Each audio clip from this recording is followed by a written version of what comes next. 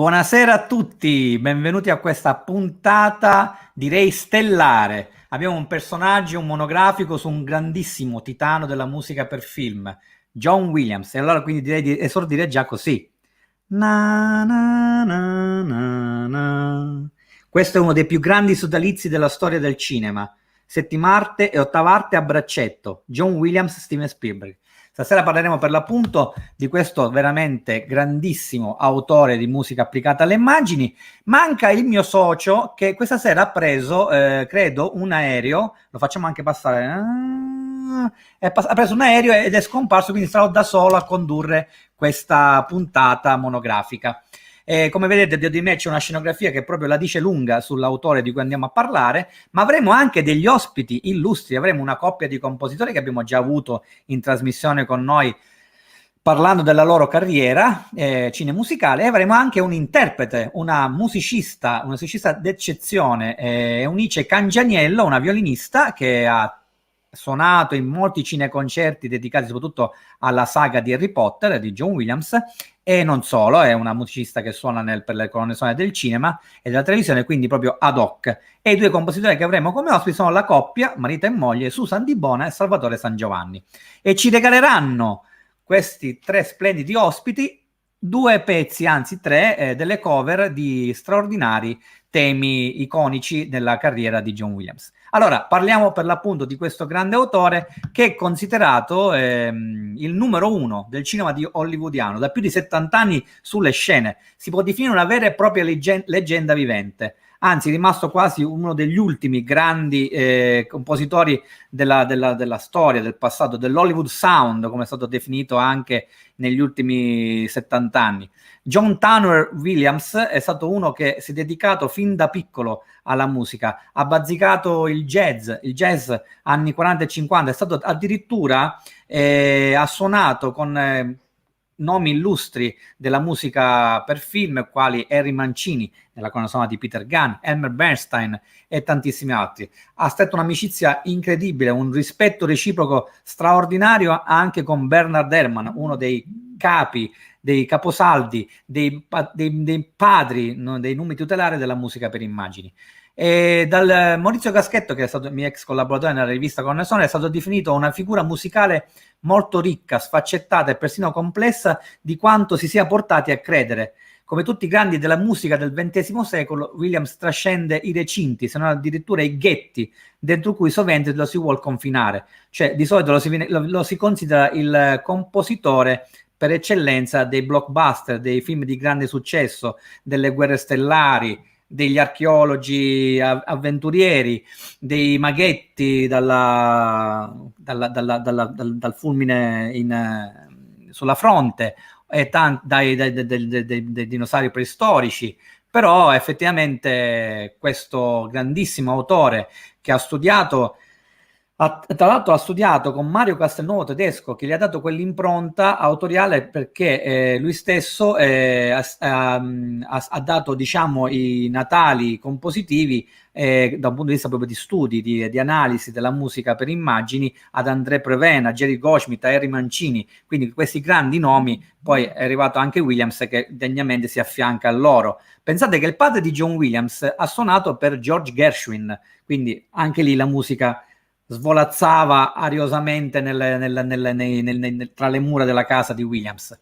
È un autore che ha amato tantissimo e ama tuttora la scuola russa, Korsakov, ma anche Stravinsky, e poi ovviamente si è avvicinato suonando, come vi dicevo poco fa, suonando nelle partiture di big della musica per i film dell'epoca in cui Williams ha preso i primi passi nell'ambito cinemusicale. Ha suonato per Franz Waxman, per Dmitri Tiomkin, per Alfred Newman, per Bernard Herrmann, come dicevo, con cui ha stretto un rapporto di grandissima amicizia.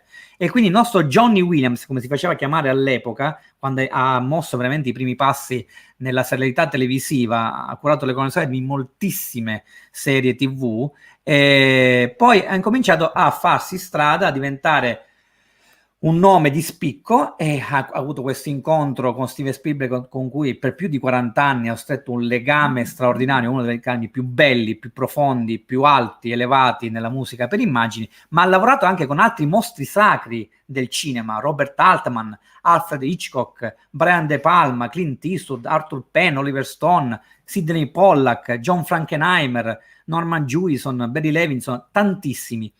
Sappiate che per chi non se lo ricorda, lui ha vinto 5 Oscar per la miglior colonna sonora, per l'adattamento del violinista sul tetto, per Lo squalo, per Guerre stellari, per E.T. e per Schindler's List. Ed è il secondo compositore più premiato agli Oscar dopo Alfred Newman, che ha vinto 9 Oscar. Tra l'altro lui ha ricevuto 52 candidature in totale ed è la seconda persona più candidata nella storia degli Oscar, degli Academy Awards, dopo Walt Disney. 52 John Williams, 59 candidature per l'appunto Walt Disney. E poi ha vinto 17 Grammy, 3 Emmy, tanti e numerosi dischi d'oro e di platino. Però questo genio della musica applicata alle immagini, che tra l'altro quando compose e realizzò Star Wars, la cui colonna sonora ha venduto più di 4 milioni di copie in tutto il mondo, quindi l'album di una colonna sonora più venduto non solo all'epoca, ma proprio nella storia della musica per film. Elmer Bernstein, con il quale vi dicevo per l'appunto Williams ha lavorato, disse: improvvisamente ci siamo ritrovati tutti nuovamente pieni di lavoro. Cioè grazie a Williams, che ha reintrodotto lo stile sinfonico, lo stile classico sinfonico, della grandeur sinfonica orchestrale nelle colonne sonore, tutti i grandi autori del passato, grandi veramente, con la G maiuscola, sono riusciti a rilavorare nuovamente e a riutilizzare le grandi orchestre. Ma ci tengo allora ad avere qui con me, visto che non ho il mio partner solito neanche dietro le quinte, che non mi dà manforte, vorrei avere già con me accanto i nostri primi 2 ospiti, Susan Di Bona e Salvatore San Giovanni, che ecco, guarda, come per magia, eccoli qua. Ciao ragazzi! Ciao! Allora, come state? Bene. Siete come al solito fantasticamente belli. Poi in una diciamo location che vi si addice. Allora, prima domanda, dandovi ringrazio per questa partecipazione straordinaria a questa puntata. Grazie a te. Perché intanto mi avete detto sì, perché ci sarà un motivo, vi piacerà sicuramente John Williams o no? Number one, cosa si può dire? Allora, anzi, quasi ti fa avere dei dubbi quando guardi quello che fa lui e guardi che fai, e tu stesso pensi, non lo so, se un giorno, solo in un sogno non potrebbe scrivere musica così. Siamo tutti sabbia e fumo. Vabbè, diciamo che per lo più voi avete fatto, io vi considero sempre degli ottimi compositori, avete scritto anche per film indipendenti, per film magari non dei blockbuster come quelli di John Williams, delle colonne sonore veramente strepitose, quindi non avete nulla di meno rispetto al grande John. Ma effettivamente quello che cambiano magari oggi come oggi sono i film a cui uno può accedere e per cui lavorare. Però voi siete internazionali, avete lavorato dappertutto, avete scritto per ogni tipo di serie, film, videogiochi, quindi va bene, va bene. Ma da compositori, cos'è che trovate di peculiare, di particolare, di meraviglioso nella scrittura williamsiana? Cosa pensi? E c'è Salvatore rimasto perplesso, non sa cosa dire.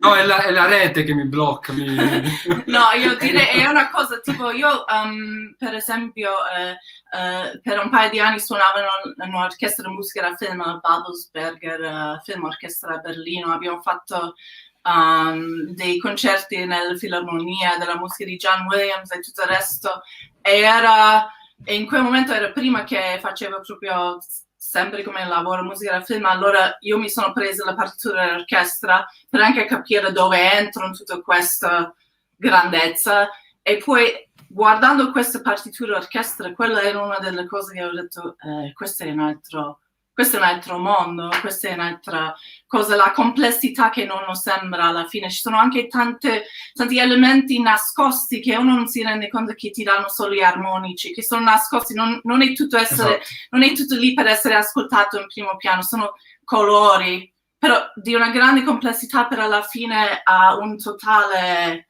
di una perfezione. Cosa si può Sì, dire? infatti lui viene chiamato l'arte del contrappunto, quello che di solito viene un po' messo in disparte, abbandonato, soprattutto oggi come oggi che parliamo proprio del nulla più totale, proprio del tappetone, che è tutto fine a se stesso, è tutto uguale. Lui proprio ha l'architettura del contrappunto e della melodia che da una parte va avanti, poi viene sviluppata sotto, c'è il controcanto, ci sono tutti, poi lui riesce a veramente inglobare tutto, anche quando ci sono pochi strumenti, quegli strumenti fanno delle cose veramente anche fuori dall'umano, qualcosa di Certo. veramente oltre. D'altronde è il papà di E.T. e di Incontri da vicino del terzo tipo, quindi più alieno di lui chi può esserci. Lo è davvero. Poi tu e Susan avete avuto il privilegio di vederlo dal vivo.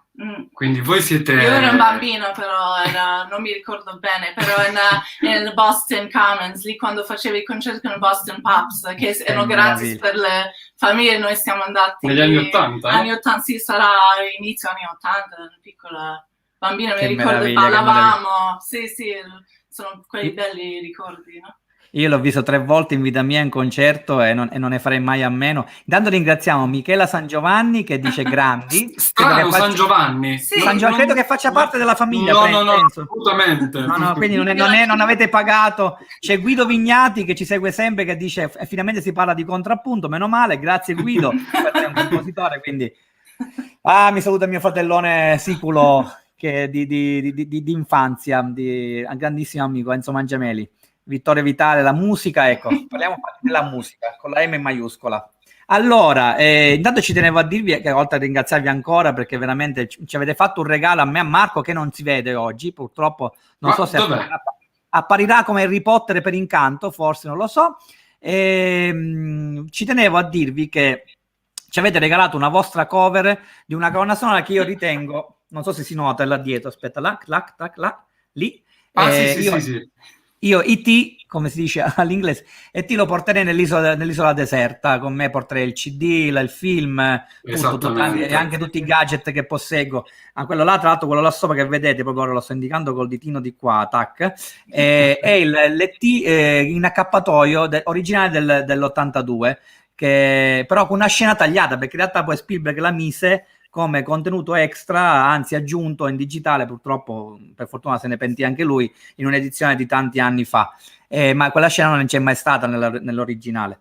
Allora, parliamo di concerti, ovviamente sentire Williams dal vivo è qualcosa di che va ben oltre l'immaginabile. Tra l'altro io ci tengo a stasera vi darò anche dei consigli su cosa andare a comprare, magari chi è un neofita, certo. Spero che non ce ne siano ancora, però chi lo è magari diamo dei consigli come faccio sempre, ma questo concerto dove John Williams è entrato nell'empireo della musica a Vienna con la Wiener Philharmoniker e la Lan Sophie Mutter, che ha suonato il violino in maniera direi più che virtuosa, e poi avremo una violinista che ce lo può confermare, è Unice Cangianiello, qui un attimo ora guarda, me la canto e me la suono.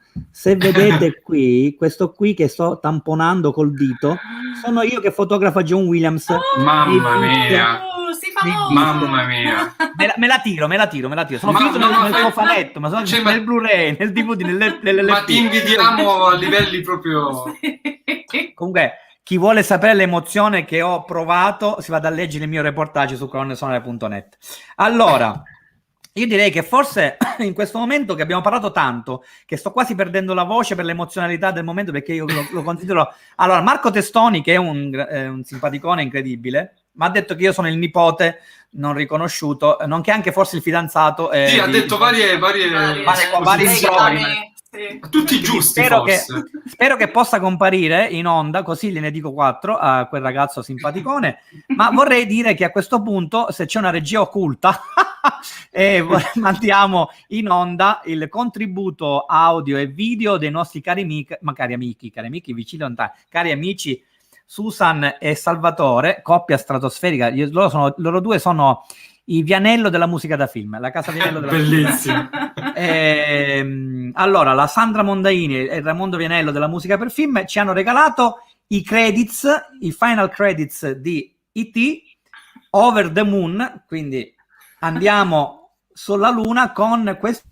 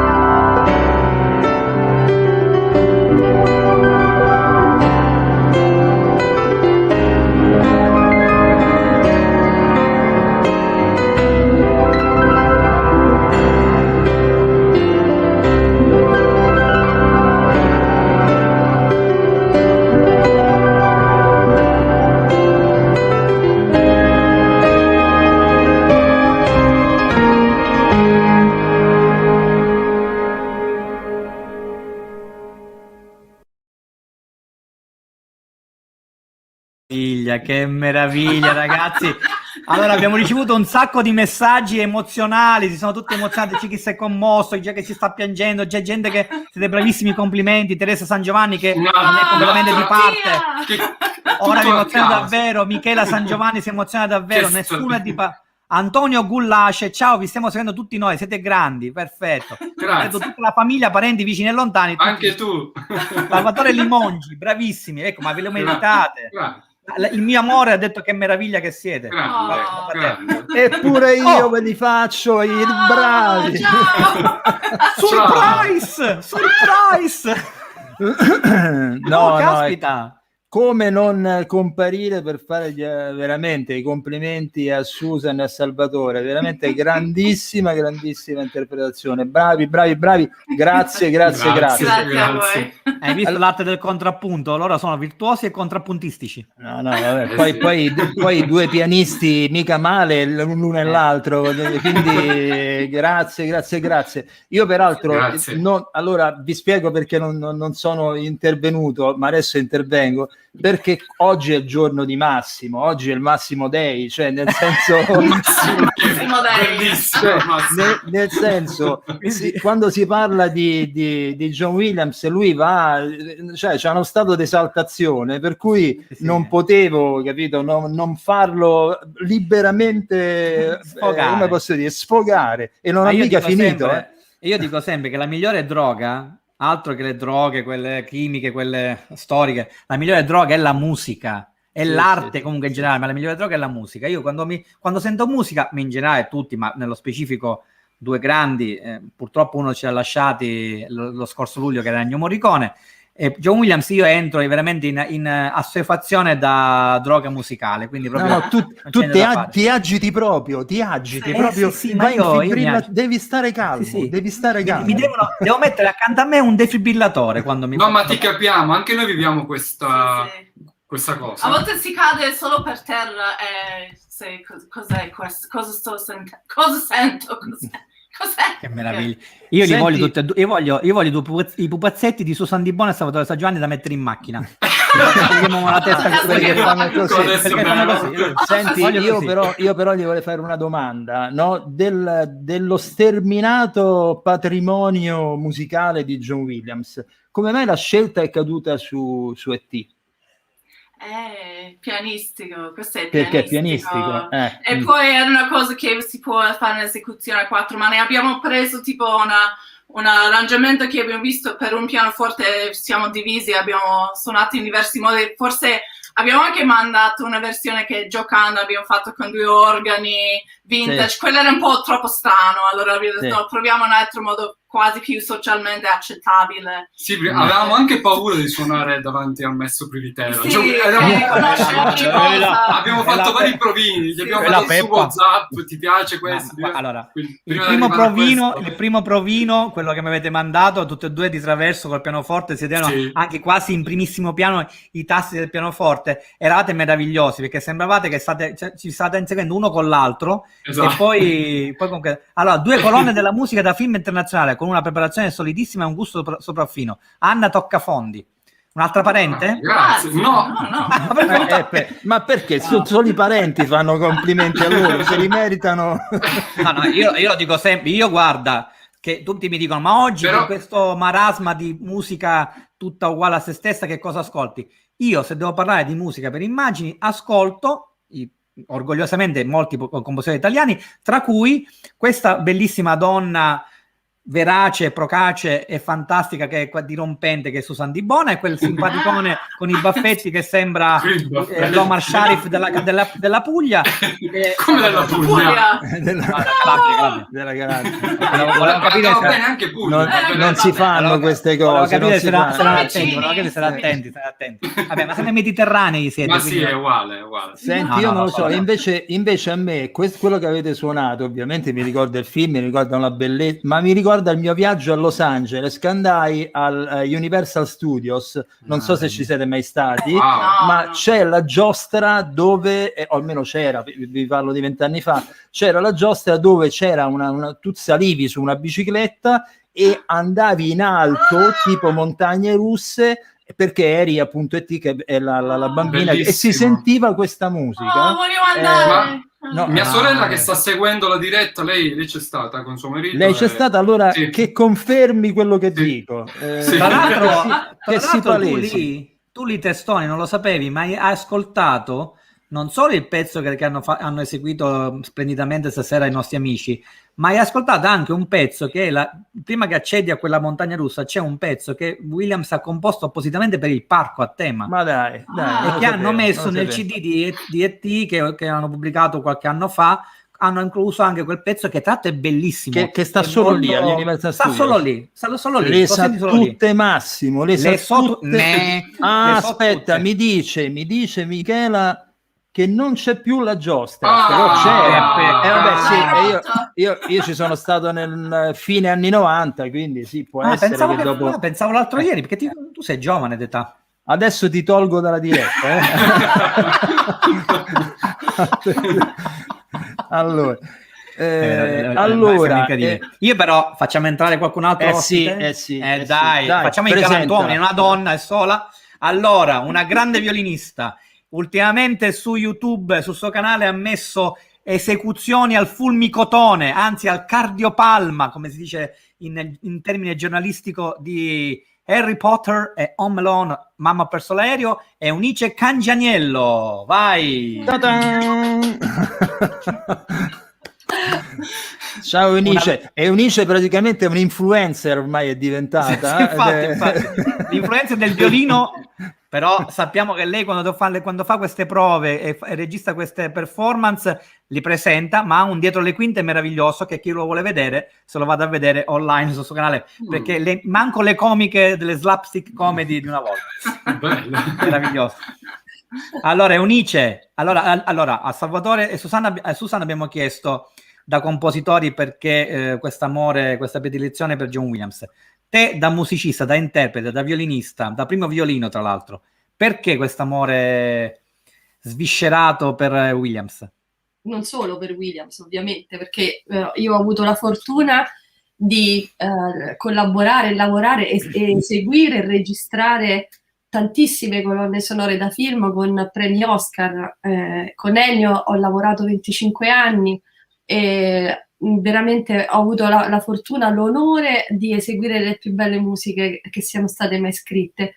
Mi mancava proprio John Williams e non ho mai avuto l'occasione né di conoscerlo né di registrare una sua musica, e di conseguenza lo sto facendo adesso e mi sono messa a dura prova sia con una suite pazzesca di Harry Potter, che è quella mettiamolo online, dai, facciamolo vedere mentre ci parliamo sopra, dai. Mettiamo online, sì, dai. Okay, intanto vedete anche la performance di Eunice, sì, che tra l'altro a livelli veramente da virtuosismo puro. Sì, perché c'è il tema dei Dwidge, che c'è tutta la parte tecnica di 4 ottave, questo è il tema che tutti conosciamo.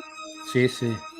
E tanto è il tema composto non per Harry Potter, che tutti credono che è il tema composto per la civetta, il gufo di Harry Potter, il gufo bianco.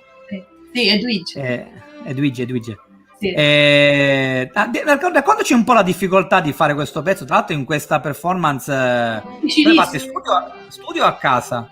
No, io la studio ovviamente. Io ho la colonna sonora del film vero, I titoli di coda, e praticamente con la parte dei violini primi eseguo tutti i crediti finali, come poi ho fatto per Mamma ho perso l'aereo. Quindi questa è proprio la parte originale dei violini primi di John Williams. E John Williams è un compositore straordinario, come diceva Susan, completo a 360 gradi, musicalità, espressività, genialità, e mette anche a dura prova tecnicamente gli strumentisti. Quindi il bello non solo è di interpretare un tema molto bello, lirico, ma anche mettersi alla prova affrontando passaggi tecnici non indifferenti a velocità supersoniche. Quindi c'è tutto, insomma, c'è il piacere di emozionarsi nei temi, in questi temi bellissimi che sono rimasti nella storia e lo rimarranno. E poi il fatto di mettersi alla prova con queste cose tecniche che, oddio, non ce la faccio perché è velocissimo. Poi non posso decidere io il tempo, devo andare dietro all'orchestra. Infatti. Senti, ma ti volevo chiedere, ma tu hai suonato nei cineconcerti di Harry Potter? Musico? Sì, di poter partecipare e ringrazio appunto l'Orchestra Italiana del Cinema che mi ha convocato, è stata una bellissima esperienza e a mio avviso è una bellissima dimostrazione al pubblico di tutto il lavoro che c'è dietro di un'orchestra sinfonica, come John Williams la utilizza. Infatti. Perché molte volte si vedono le immagini, ma non si sa che cosa uno strumentista va ad affrontare. E quindi infatti, anche cosa c'è dietro. Sì. Quindi è molto importante a farlo vedere. Infatti. Ti volevo chiedere, anzi chiediamo un attimo al nostro pubblico che ci sta seguendo numeroso, stasera sono veramente anche proprio forieri di messaggi, di congratulazioni, di entusiasmo. Vogliamo chiedere al nostro pubblico, uno per volta, senza ammassarsi, qual è la colonna sonora vostra preferita di John Williams, o anche semplicemente il tema di una colonna sonora. Verissimo, i brani di Williams sono impegnativi per gli esecutori, lo dice Eugenio Tassitano, che è anche un musicista, un compositore.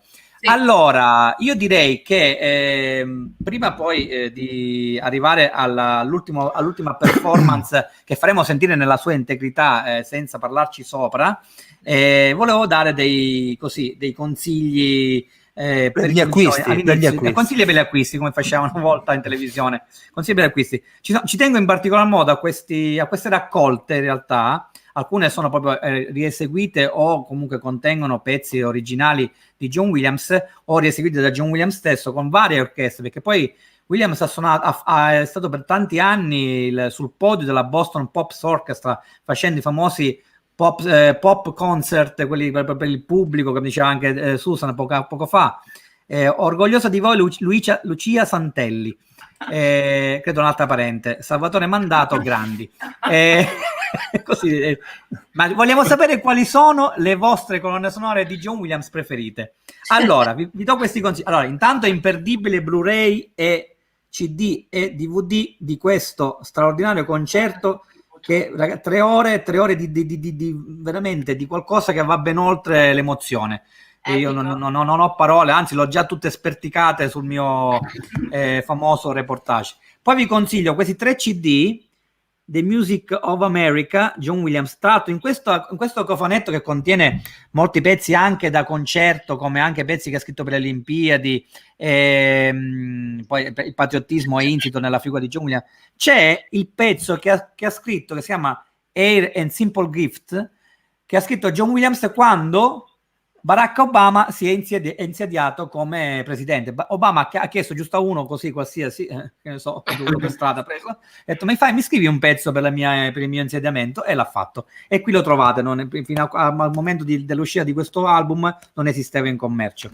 La domanda è, l'avrebbe fatto a Trump John Williams? No, la stessa okay. L'avrebbe trampato, diciamo.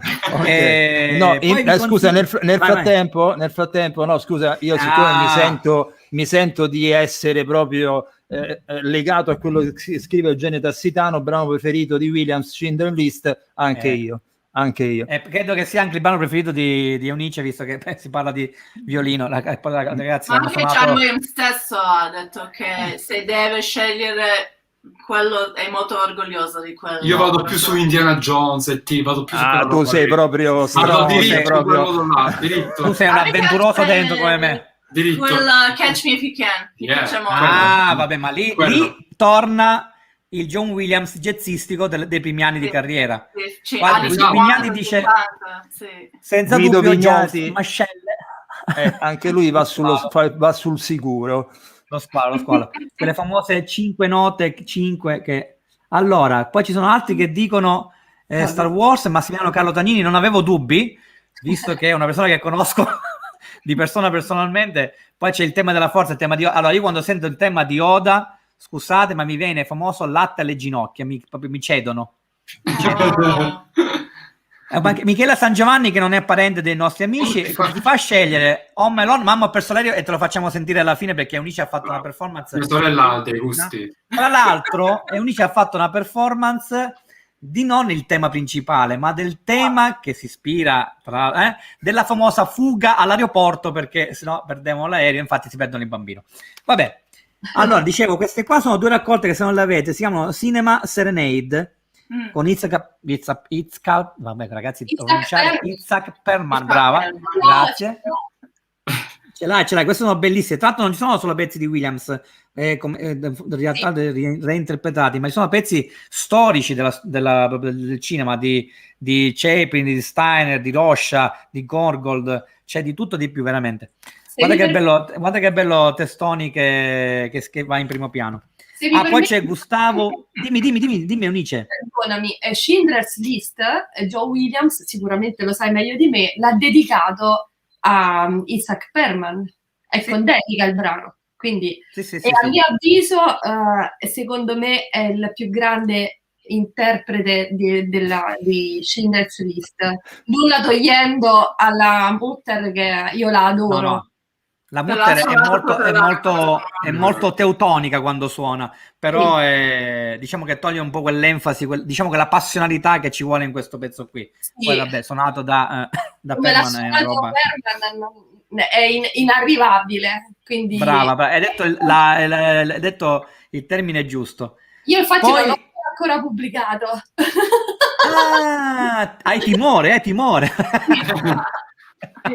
aspettato. Allora, come lo suona Perlman non lo suona nessuno, sembra quasi un proverbio questa cosa qua.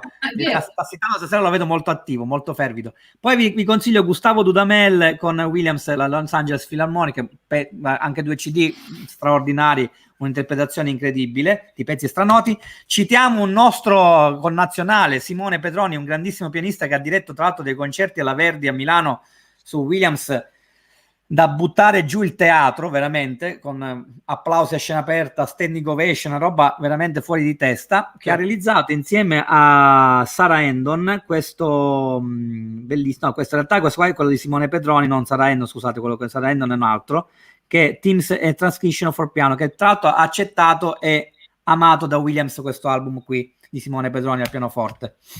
E poi, in ultimo, e le chiudiamo qui, Lights, Camera, Music, 6 Decades of John Williams, Kit Lockhart. Qui ci sono, tra l'altro qui si trova la versione, scusate la vecchiaia non ci vedo più, si trova la versione del tema di, se non mi ricordo male, no, di Leia e da un'altra parte. C'è il tema di Leia che quando è morta Carrie Fisher, per onorarla, gli ha dedicato una variazione bellissima, tra l'altro, qualcosa di inimmaginabile, del famoso tema di Guerre Stellari della principessa Leia, che si trova in uno di questi album, ora non mi ricordo per la precisione quale, ma c'è. E niente. Allora, Lorenzo Lorenzini, che è un appassionato cultore di colonne sonore, ci scambiamo i CD vicendevolmente, cita tutte le cose più belle degli anni 60, The Rivers, poi Incontri vicini al terzo tipo, Superman, che io lo rivedrei 50.000 volte, L'impero colpisce ancora, L'impero del sole, Schindler's List, Harry Potter, Lincoln e War Horse.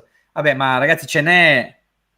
Lorenzini ha come sfondo i Wiener.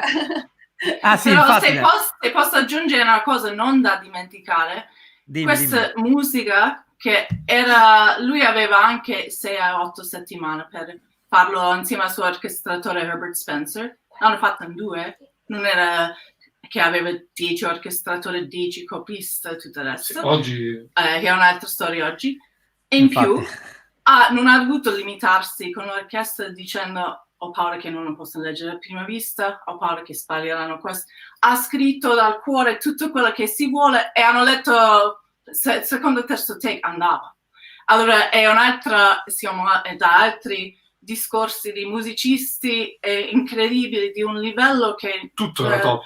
tutto top, che erano cose tipo Itzhak Perlman, ovviamente grande concertista, subito coinvolto in queste colonne sonore. Lui aveva accesso a tutti i top musicisti. Ascolti i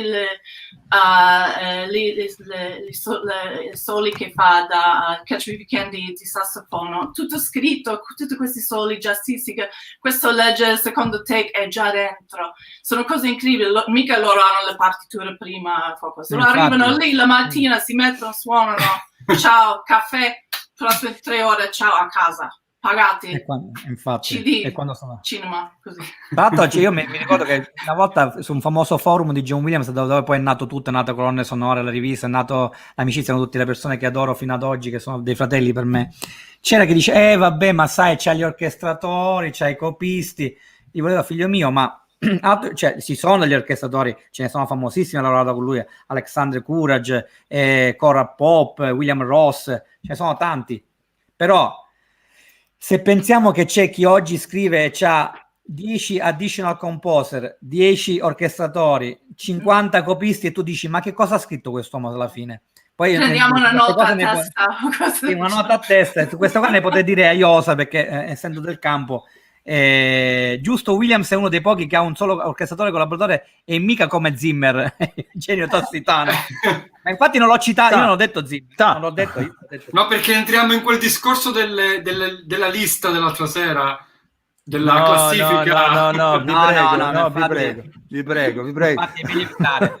Parliamo di John Williams, che è meglio. Tra l'altro volevo raccontarvi questa cosa, questo aneddoto fantastico.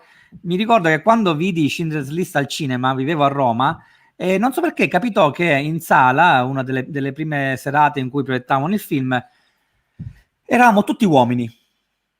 Non so perché, vabbè, è uno spettacolo pomeridiano, vado a vedere, il film durava 3 ore, caspita, vabbè, vedo, entro, incomincia a piangere a dirotto, una roba senza limiti, e mi ricordo che eravamo tutti che piangevamo, ma tutti, per non far capire, sai, l'uomo macio che non deve piangere mai, che eravamo tutti messi così, e si sentiva...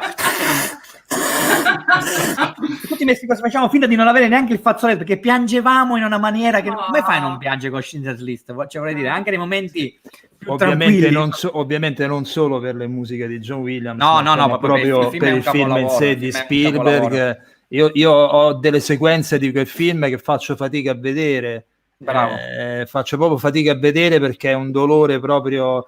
Io, se non sbaglio, qualche tempo fa vidi un video che girava in rete, dove c'era una violinista o non so, una strumentista che piangeva mentre eseguiva con l'orchestra un tema di Schindler's List. Non mi ricordo dove, non mi ricordo bene chi, ma è un'immagine abbastanza, anche quella, toccante, cioè non capita spesso, non credo, no? Che capita spesso in orchestra qualcuno che si mette a piangere per altre cose, magari per la bellezza. No, infatti dice, i musicisti sono sempre i più sarcastici, proprio. meno male.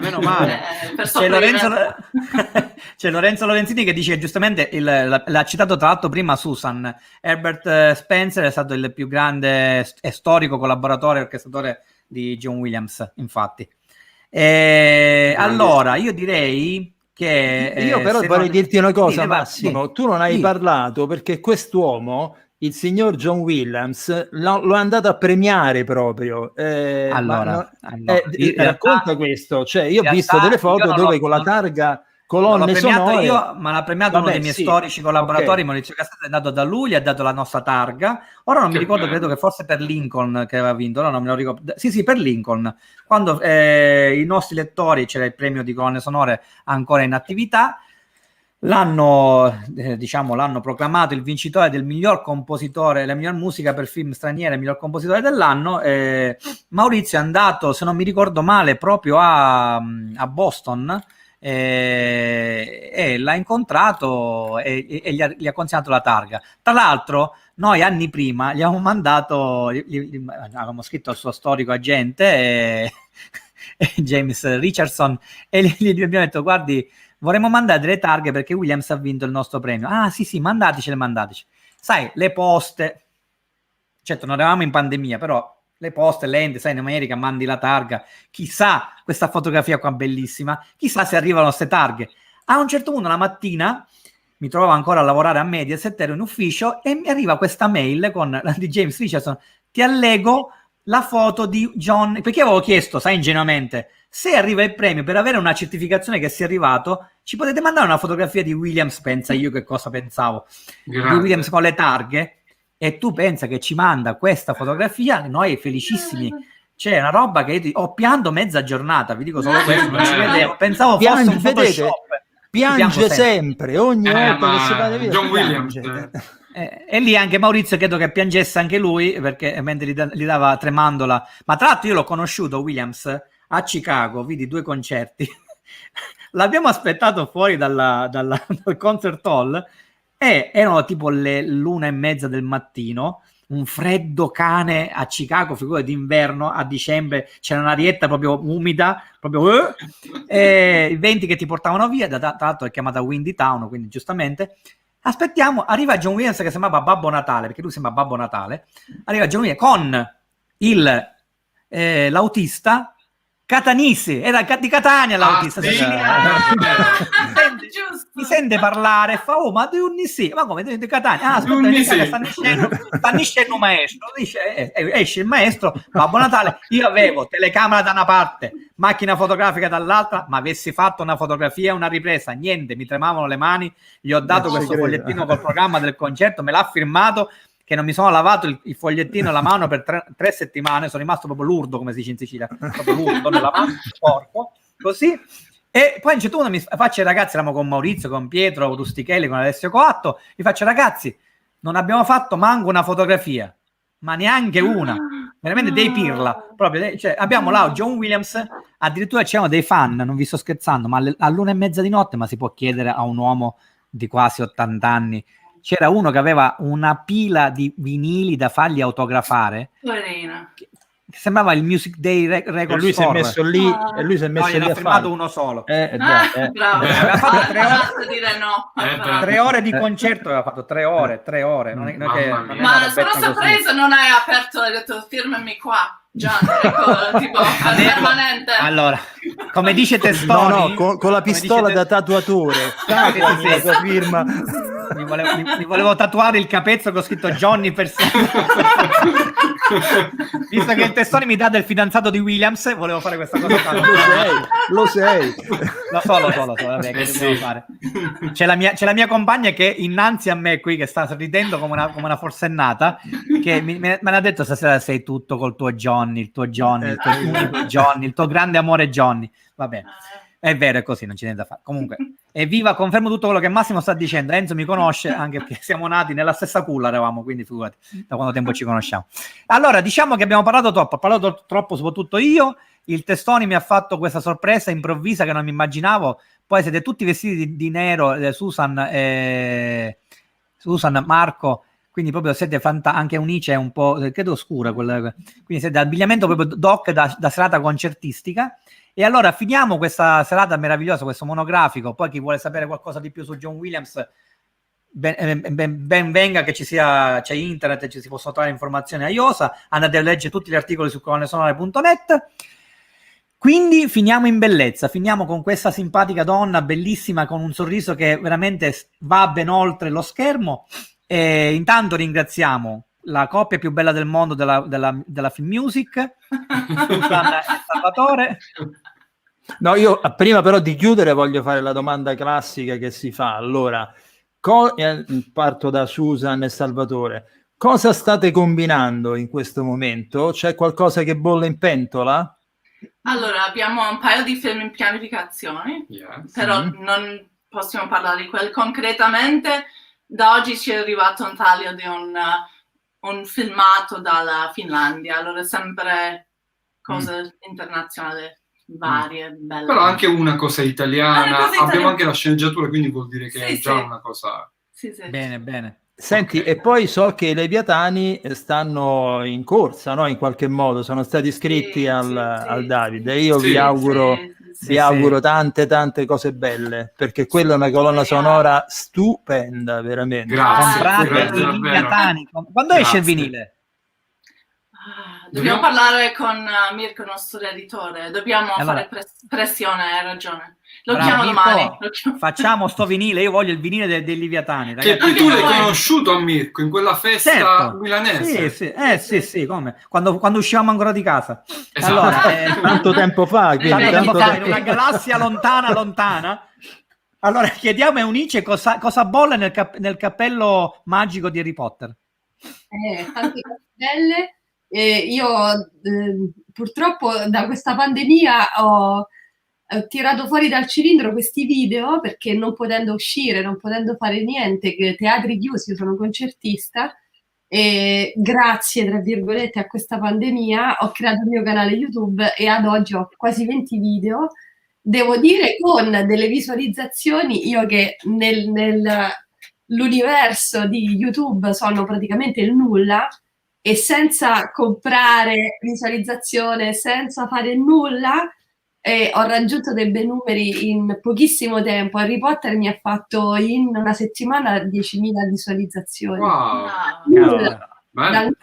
E Home Alone adesso non so quant'è, in 2 giorni 2.000 visualizzazioni, ma io ho 400 iscritti, ma senza chiedere nulla. Lo metto lì. Sei virale.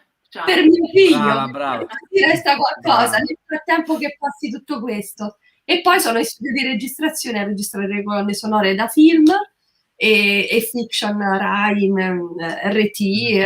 Fortunatamente stiamo lavorando in questo settore perché appunto siamo chiusi, quindi non possiamo fare nulla. Però nel frattempo, senza farsi prendere dal momento, si costruisce, si fanno cose, e quindi sto preparando tutti questi video che un giorno chissà cosa succederà, oltre alla per mio figlio. Quindi mai assolutamente arrendersi e tenere duro e inventarsi sempre cose nuove. Tutto questo è nato purtroppo dalla pandemia, e ho tempo adesso, grazie a Dio, però mi sto divertendo tantissimo. È impegnativo perché c'è tutto un discorso di studio, di sincronizzazione, perché appunto mi devo io adeguare al tempo, ed è veramente bello. Poi mettere le immagini ti fa entrare ancora di più nel contesto emotivo e tecnico, quindi è una bellissima cosa. Senti, a quali colonne sonore hai lavorato ultimamente? No, perché mi sa che forse abbiamo lavorato pure sulle stesse, quindi io arrivo dopo di te, però insomma hai fatto qualcosa con RTI, mi dicevi? Sì, abbiamo fatto, cioè, non so se si può dire. Il titolo sì, chi te lo impedisce?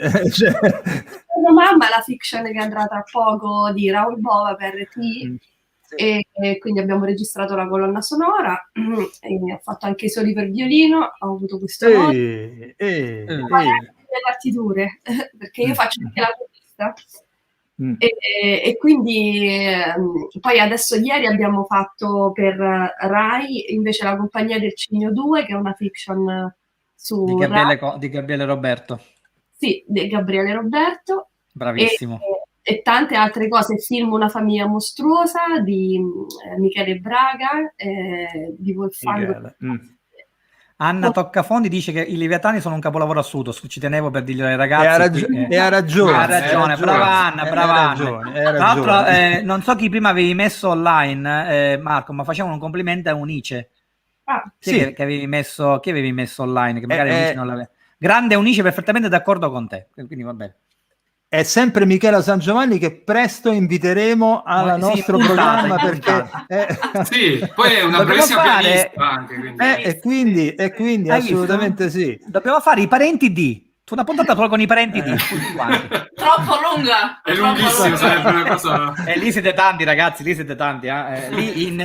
in Calabria, non in Puglia, ma in Calabria.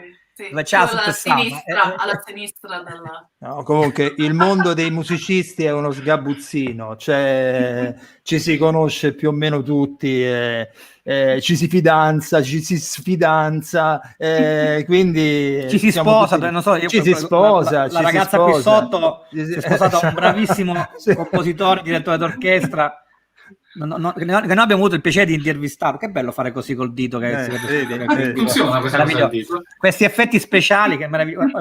Allora, senti, vogliamo allora, dopo io invece vi saluto tutti quanti, noi ci salutiamo con questo bellissima esecuzione di Eunice. Io a Massimo gli dico che mi devi uno speciale su Sakamoto, su Newman, decidi te, su Vangelis.